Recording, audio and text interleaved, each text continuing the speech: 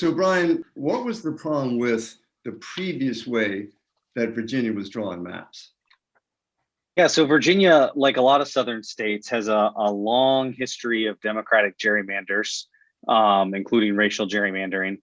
And then around 2000, the Republicans took back the state legislature and had the governor's office for the first time in, I think, modern memory.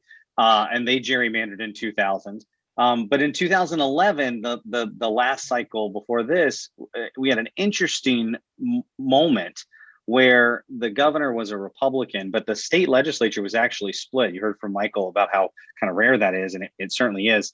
Our state Senate was controlled by Democrats, and our state House, the House of Delegates, was controlled by Republicans.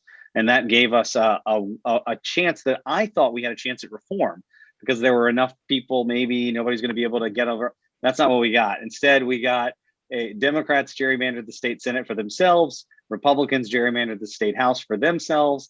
They passed the other guy's map in exchange for safe passage of their own. I mean, it's how you escape from the prisoner's dilemma perfectly. And the governor ended up signing it into law. Now, fortunately, those maps were some of those maps were struck down as racial gerrymanders, and they were. But what we really found, this was a dirty deed done once a decade, and the politicians would hold their nose and vote for something that was in their self-interest purely and really crass, and just hope the rest of us would forget about it. And yet this decade was fortunately different right up till the end. We got reform through.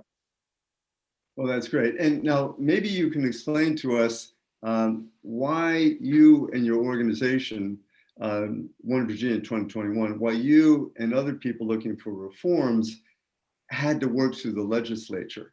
Why'd you have to do that? And then I guess related to that, as you said, sort of evenly divided legislatures. So how did Democrats react, and how did Republicans react? Because somebody's ox is getting gored. That's right. Whomever it was, they were not as thrilled with us.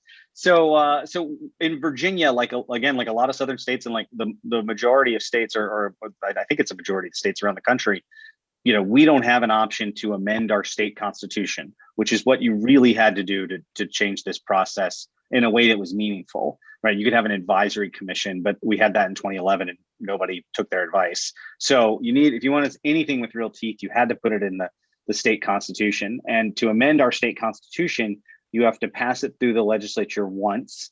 Then there has to be an intervening election for at least the House of Delegates, which is up every 2 years.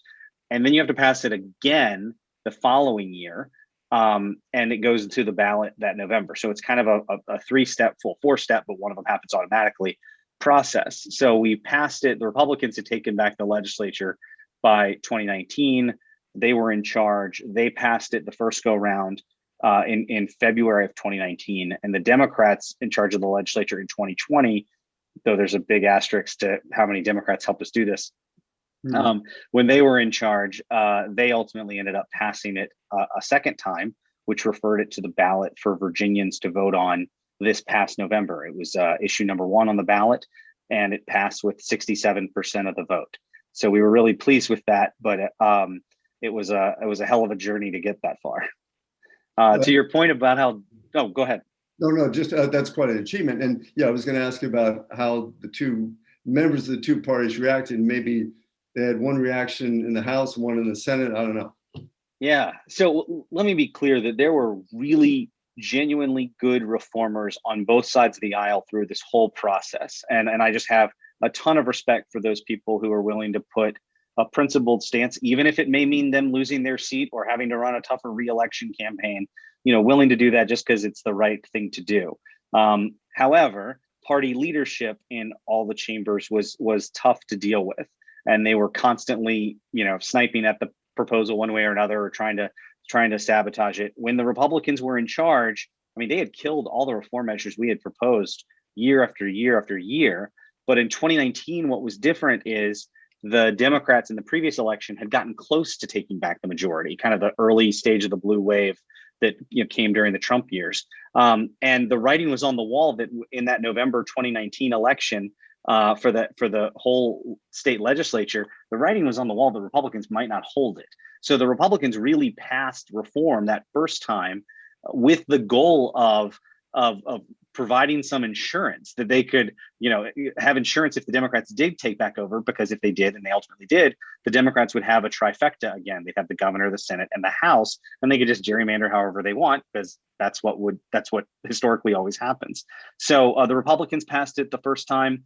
Then the Democrats got in control, and it was a really fascinating thing to see. The Senate Democrats held firm, all but two of them, and we passed it again overwhelmingly in the state Senate.